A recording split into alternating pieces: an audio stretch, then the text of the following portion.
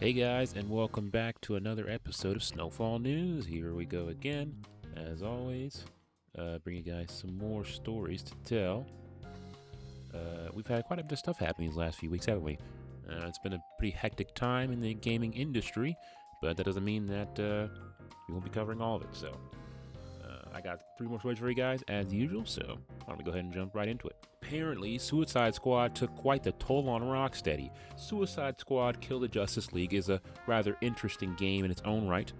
As for me, it's sort of when many people began to acknowledge and really see how just shoving live service games into the market could be a gamble with dubious returns.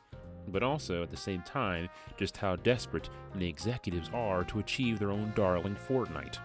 However, in a recent interview with Bloomberg News, Jason Schreier had revealed some of the thoughts of the development team while making the game, many of them describing the troubles of trying to go from a single-player premium experience to a live service title. Quote, "That's when I started feeling like I wasn't making games anymore. I was following a spreadsheet, some elusive marketing analysis spreadsheet that no one could present clearly. I kind of felt like this isn't the gaming industry I worked in." End quote. Axel Ridby, who had become the games director, had reminisced on the jarring difference of realities to making a game like this. Before this, Rocksteady had worked on the Arkham Batman games, which featured a linear single-player experience that was designed to be played once.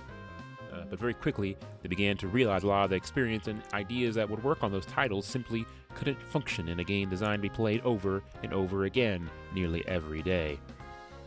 There was a shift from making quality content to making an assorted mountain of it to keep player retention, and the game would continually get delayed. In the end, the game would only come out in 2024, with a total of almost 7 years of development, only to be met with utterly negative sentiments from the gaming community. It's no wonder, then, that the entire experience would lead many of the lead developers, Axel Ridby and lead designer Johnny Armstrong included, to want to hang up their hat and wipe their hands of the gaming industry completely.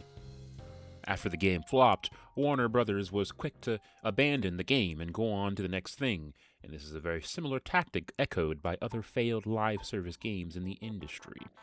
Suicide Squad Kill the Justice League, I believe, is first and foremost a cautionary tale to try to force your way into that live service market. First of all, it's already incredibly saturated, and as a result, difficult for even games that are good to be able to maintain the player base needed to stay online and popular enough to make a profit. This is made exponentially worse in the case of Rocksteady, who up until this point had only been concerned with making games that couldn't be farther from this corner of the industry.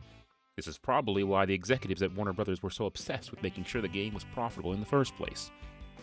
That sort of short-sighted thinking had robbed Rocksteady of making games that it actually did have experience in, and a style of gameplay that is still being replicated to this day by many other AAA developers.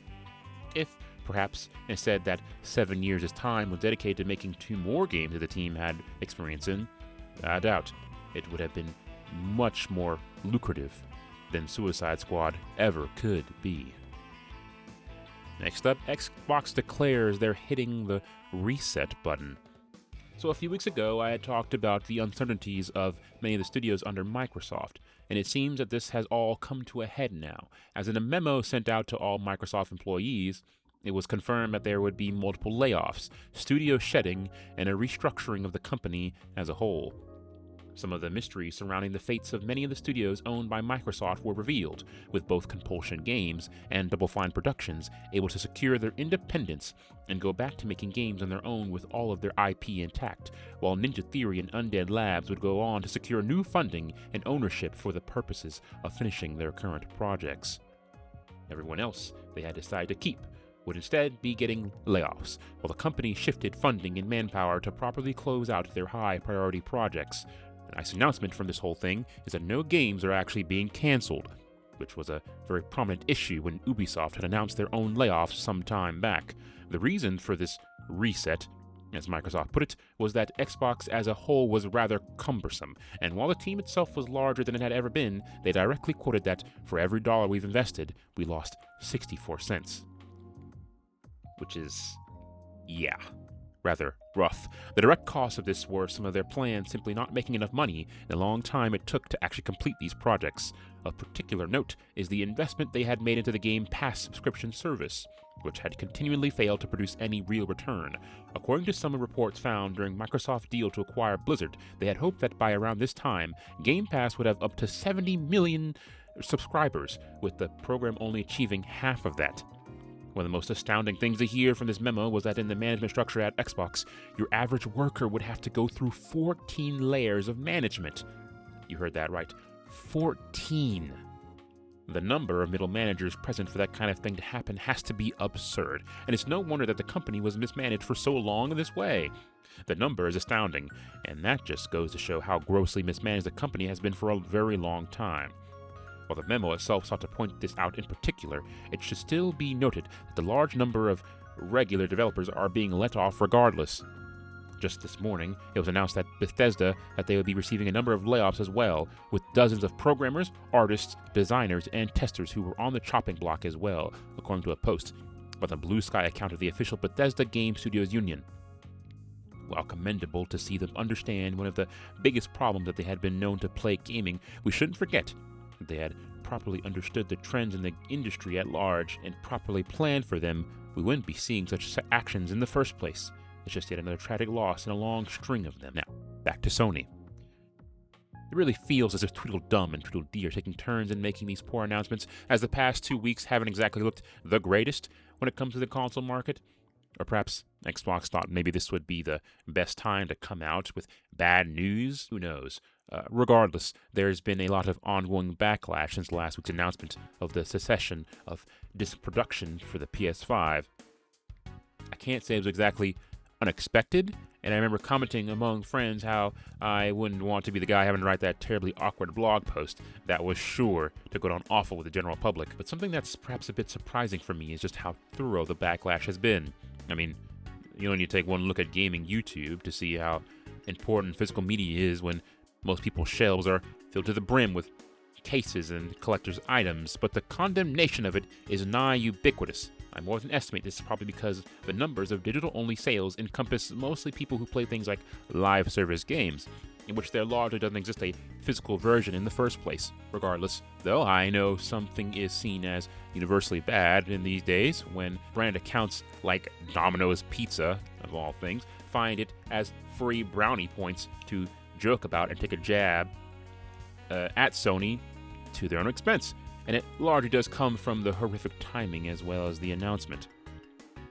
Of course, it's not just outsiders. Creators like Hideo Kojima have expressed their disappointment in being both sad and frightened by the looming future of gaming ownership. Companies within the industry that specialize in creating those physical special edition releases like I Am 8-Bit or Silver Lining Interactive, and even Atari are beginning to see how dangerous it is for them and the industry as a whole when products are increasingly pushed from a digital angle. It also puts the future console generations in doubt, as without a disk drive, is there really any reason to even buy one of these consoles in the first place? I know that, speaking personally for me, one of the biggest motivations to owning a console in the first place was being able to run discs on them. Due to the disk drive almost being ubiquitously faded out within the PC market, and there being hardly any alternatives, consoles are essentially the only place that allows you to have an experience of owning your games in a physical format. Other than that, consoles have slowly made the march to being more and more PC-like, competing nearly solely on their ease of use and competitive price points. But as we have talked about earlier, both of these aspects are also being put into question with rising component prices, and pre-built PCs also becoming more available as well. I highly doubt I'll be investing in a PS6 come next generation, as if I can't get a console experience, then I might as well just upgrade my PC. And if I want to play a game on physical format, I'm much better off simply playing a Nintendo Switch game, and also getting the benefit of a mobile experience. That'll do it for this week, guys. A little shorter than usual, but that's alright. So this whole shebang between Sony and Microsoft has been a bit concerning, I think, in general, as I stated, for the future of the console industry. I wonder then what will happen for the next generation, especially, and whether or not that will see a downturn in the amount of people who decide to buy consoles and instead simply purchase a PC. I know, at least for me, it all puts in perspective, perhaps maybe that Steam was looking to sort of get ahead of the curve in this sense and make a sort of entry-level PC that's kind of similar to a console experience, perhaps. Interesting thing to see there. But yeah, that's it for the news this week, guys, and I'll catch you guys later. So see you next time.